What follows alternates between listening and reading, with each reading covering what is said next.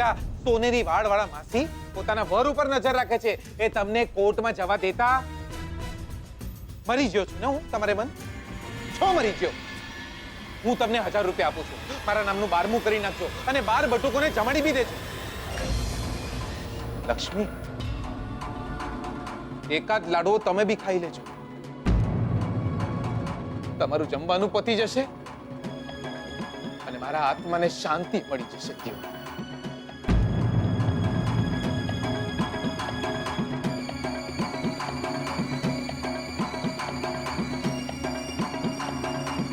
તમારા છૂટાછેડા થઈ જશે.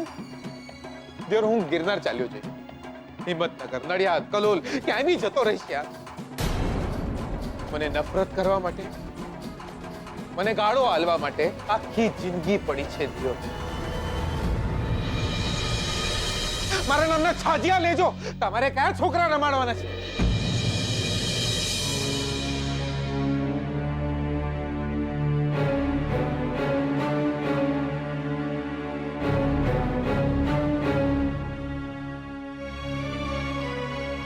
આવ્યો છે દિયો.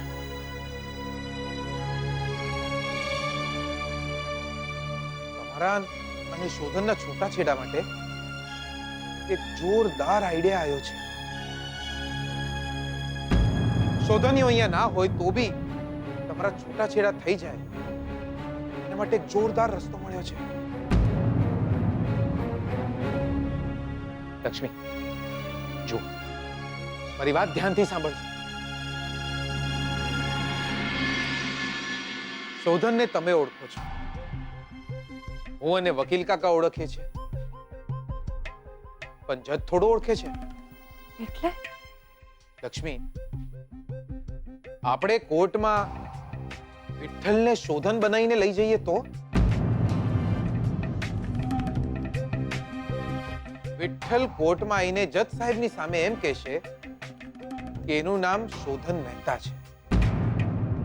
એ તમારી જોડે છૂટાછેડા લેવા માંગે છે અને જજ સાહેબ જ્યાં કહેશે ત્યાં શોધન મહેતાના નામની સહી કરી આલશે. પતી ગયું. એટલું જુઠ્ઠું બોલશો તમે. તો જાઓ, બેંગલુરુ જઈને શોધનને તેડી આવો. મારા બાપાનું શું જાય છે?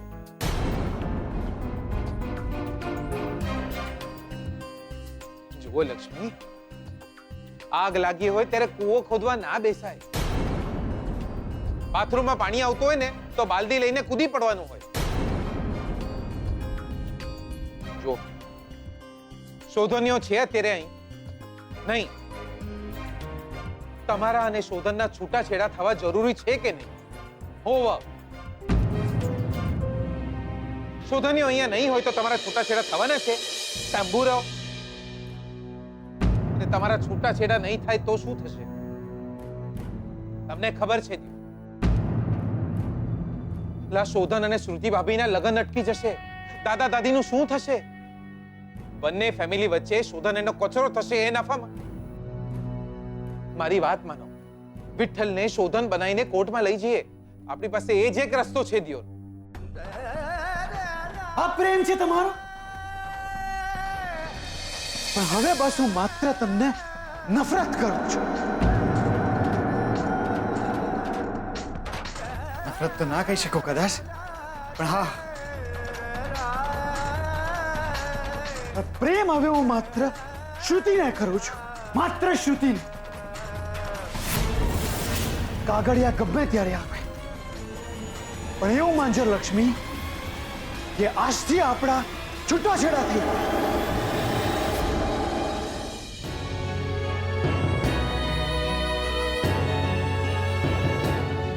એ દાદા માટે જે મને દીકરી માને છે, એ બેનબા માટે જે મને ઘરની પહેલી વહુ માને છે, એ દાદી માટે જેમણે મારા માટે લગ્નના ઘરેણા ખરીદ્યા હતા, અને એમના માટે જેમણે મારું જીવતર નરક થતા અટકાવ્યું. મને તમારી વાત મંજૂર છે. એ રાજી રહે એના, એમનો સંસાર વસે એના માટે હું કંઈ પણ કરવા તૈયાર છું. પાપ પણ.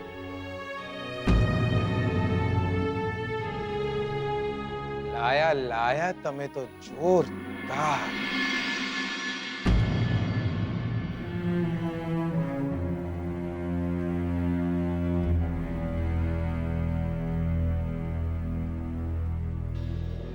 શોધનનું ઘર વસે એ માટે તમે પાપ કરવા બી તૈયાર છો.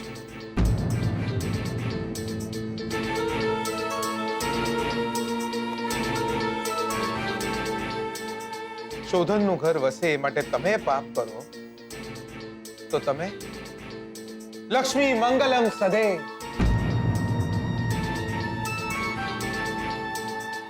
અને તમે રાજી રહો એ માટે હું જૂઠું બોલું તો હું નાલાયક નંબર 1. તમે એટલા માટે પાપ કરવા તૈયાર થઈ ગયા કે શોધનનું ઘર વસે, તો હું એટલા માટે જૂઠું બોલવા તૈયાર થઈ ગયો કે તમારું ઘર વસે. તમે સાંભળો તમે હવે.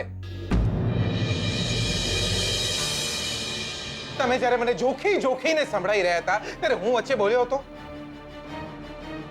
હવે તમારો વારો છે. મને ખબર પડી જઈ કે તમે મરી જશો તો બી બીજા કોઈની જોડે લગ્ન નહીં કરો. છૂટાછેડા થયા પછી પણ તમે શોધનને જ પોતાનો પતિ માનશો. આપણો મેળ નહીં પડે, આપણો નંબર નહીં લાગવાનો. મને ખબર પડી જઈ જે શોધન સાથે તમારે જીવવાનું નથી એની લાંબી ઉંમર માટે તમે ઉપવાસ રાખો. કોક દાડો એ માણસને પણ જુઓ જે એટલા માટે ભૂખ્યો છે કે તમે જમ્યા નહીં. યાદ કરો લક્ષ્મી, યાદ કરો એ દાડો. પેટમાં નહોતું દુખતું મને. એટલે પટેલ ભાઈડો છું, પથ્થર પણ ખાઈ જાઉં ને તો બી પચી જાય. પણ હું ભૂખ્યો એટલા માટે રહ્યો કારણ કે તમે ઉપવાસ રાખ્યો હતો.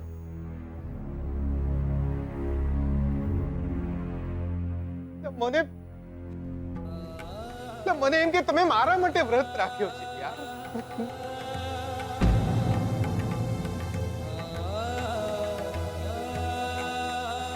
મોડી રાત સુધી મંદિરના પગથિયે બેઠો રહ્યો તમારી રાહ જોતા.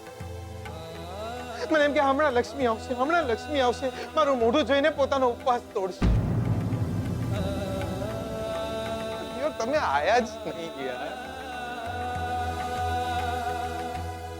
ત્યાં મંદિરના પગથિયા પર બેઠો તો લોકો મને ભિખારી સમજીને છૂટા આલીને ચાલ્યા ગયા.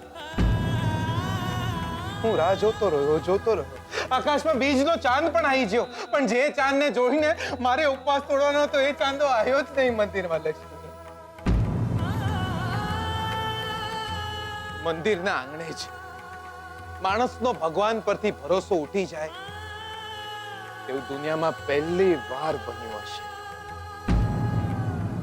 ધુએલા મૂળાની જેમ ઘરે પાછું આવી ગયો. વરસાદમાં બિલાડી પલળી જાય ને એવો લાગતો હતો મારી બાના સમ. એ દાડે તમારા કરતા પણ વધારે રોયેલ. ઘરે આવીને જોઉં છું તો શોધન્યાનો ફોટો જોઈને તમે પારણા કર્યા. મારું ડાચું ના દેખાયું તમને? શોધન્યાનો ફોટો દેખાય છે તમને તો મારું ડાચું ન દેખાયું તમને? ઓ ગોમનો દિયોરો, પ્રેમ તમે એકલા કર્યો છે શું યાર? અમે શું પતંગ ઉડાવીએ છે? એક કપાઈ જાય એટલે બીજી કન્યા બાંધીને તૈયાર જ છે. એ દાડે તમારો ઉપવાસ છૂટી ગયો અને મારો ભરોસો.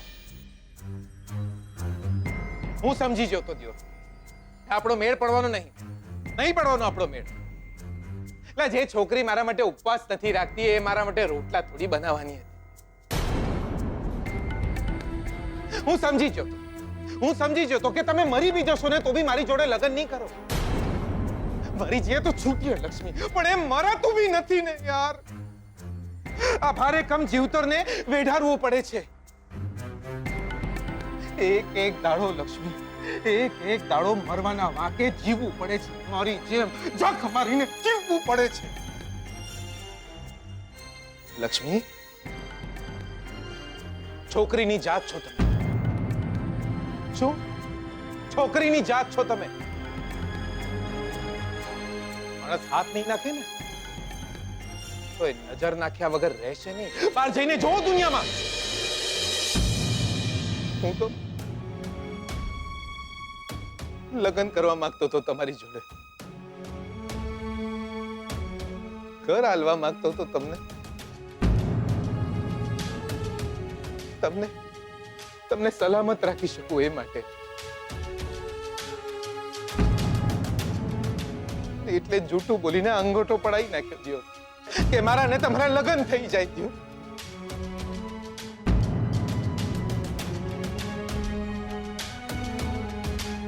પડખે ભરાવા નહીં, પડખે ઉભા રહેવા માટે લગ્ન કરવાના હોય. છોકરા જડવા છે મારે. અમારા મેવણાની શેરીમાં પેલા કાળિયાને 8 ગલુડિયા છે. હું જણી જણીને કેટલા જણવાનો હતું? એક બે. શોધન શ્રુતિ ભાભી જોડે પૈણી જશે પછી તમે શું કરશો? હા, વિચાર્યું છે ક્યારે? ઘરકામ કરશો, વાસણ ધોશો, કપડા ધોશો? 5000 રૂપિયાના પગારમાં સુખી રહેશો, રાજી રહેશો? જ્યારે હોય ત્યારે કૃષ્ણ ભગવાન અને રાધાની વાત કરો છો ને. આજે હું તમને એક માણસની વાર્તા સંભળાવું છું. ધ્યાનથી સાંભળજો. આ વાર્તા છે રાણાજીની. રાણાજી કોણ હતા ખબર છે? મીરાબાઈના હસબન્ડ. મીરાને પથ્થરની મૂર્તિમાં ભગવાન મળી ગયા અને ભગવાનને મીરા જેવા ભગત. બંને અમર થઈ ગયા. પણ રાણાને ન વહુ મળી ન ભગવાન.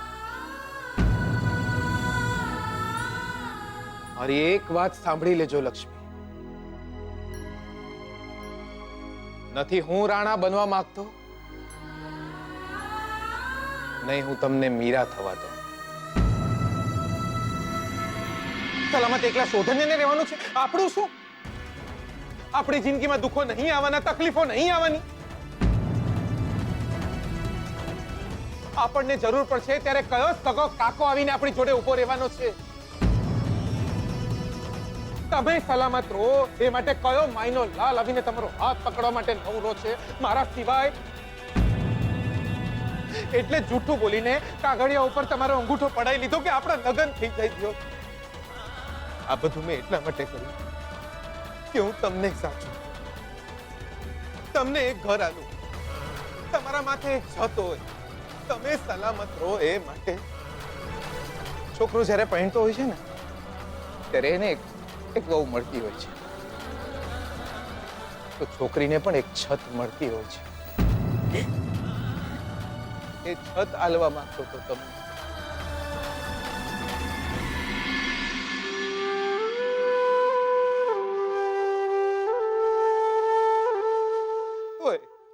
તોય પછી મને થયું કે મેં પાપ કર્યું છે. દિયો, તમને છેતર્યા છે એટલે જ આ કાગળિયા વકીલ કાકાને નહીં હાલ્યા. મેં આ કાગળિયા ફાડવા માટે જ હું પાછો આવેલો, પણ એ પહેલા જ જીત મોર પોતાની કળા બતાઈ છે. એક વાત સાંભળી લો તમે મારી.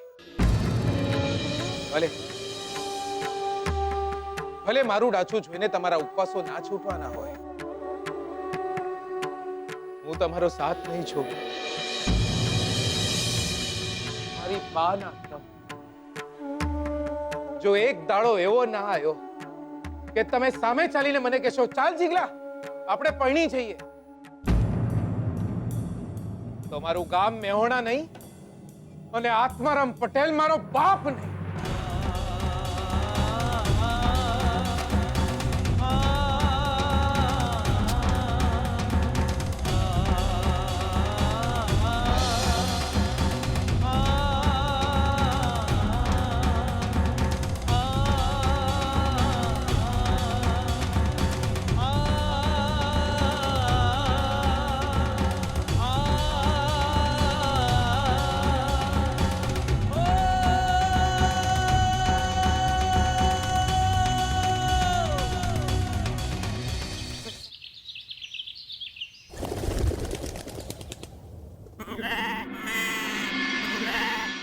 પડખે ભરાવા નહીં,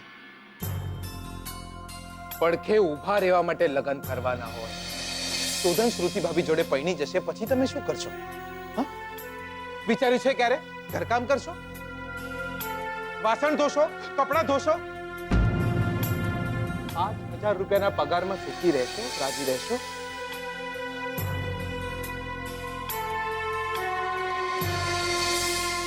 મારી પાના તમ,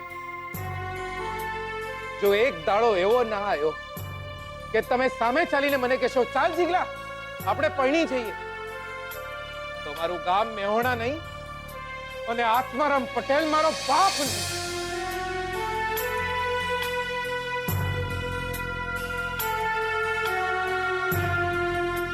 લક્ષ્મી બેટા,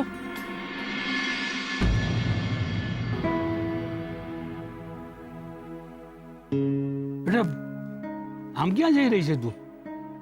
આ સવાલનો જવાબ તો જ્યારે મેં મારું ઘર છોડ્યું ને ત્યારે પણ નહોતી જાણતી. શાસ્ત્રીજી, છોકરી લગ્ન કરીને પોતાના સાસરે પહોંચે છે ને તો સ્મશાને પણ નથી પહોંચી. શું થયું છે બેટા? કેમ આટલી નારાજ દેખાય છે? નારાજ નારાજ નથી શાસ્ત્રીજી, નારાજ થવા એટલી સુખી હું નથી શાસ્ત્રીજી. શાસ્ત્રીજી આજે કોર્ટમાં છૂટાછેડાની તારીખ પડી છે અને એમાં એમનું હોવું બહુ જ જરૂરી છે, એમની હાજરી જરૂરી છે અને એ જ હાજર નથી. આજ દિવસની હું રાહ જોતી હતી શાસ્ત્રીજી. જો એ હાજર નહીં હોય તો અમારા છૂટાછેડા નહીં થઈ શકે. તું અને શોધન છૂટાછેડા લઈ રહ્યા છો આજે? તો સાથે ક્યારે હતા અમે શાસ્ત્રીજી? પણ તું તો જાણે છે કે શોધનની સલામતી તારા થકી જ છે. પણ શાસ્ત્રીજી, તમે તો એમ કહ્યું હતું કે હું નહીં તો મારું મંગળસૂત્ર હશે તો પણ ચાલશે. નહીં બેટા, અરે એ મંગળસૂત્ર તો આબમાં દીધેલું થીંગણું છે દીકરા. છત્રીથી વરસાદ રોકાય, ઝંઝાવાત નહીં. તું એ નહીં ભૂલતી કે શોધનના માથે ઘાત છે બેટા.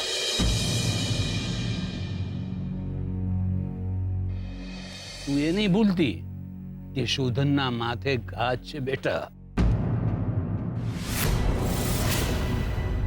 તમારા છૂટાછેડા એટલે એના જીવનું જોખમ.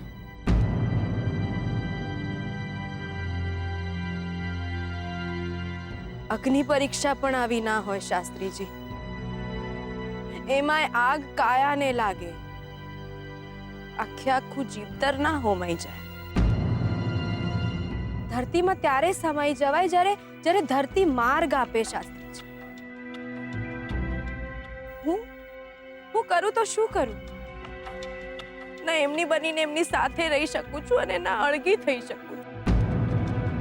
શાસ્ત્રીજી, અમારા છૂટાછેડા નહીં થાય તો એમના લગ્ન નહીં થઈ શકે. અરે બેટા, તમે બંને મળ્યા છો ઈશ્વરની સાક્ષીએ. કોર્ટ અને કચેરીના હુકમ એ તો મનના સમાધાન માટે હોય છે બેટા, બીજું કાંઈ જ નહીં. અને માણસો વચ્ચે કાગળિયાની દિવાલો ન હોય બેટા. તો હું શું કરું શાસ્ત્રીજી? જેમને મારું જીવતર નરક થતા અટકાવ્યું એમના સુખ માટે હું એક અંગૂઠો ના પાડી શકું? બેટા, આ સવાલ તું મને નહીં દેવી માને પૂછ. એ જ આજના દિવસે તને સાચો રસ્તો દેખાડશે. અને હુકમ એનો માનજે, જજ સાહેબનો નહીં.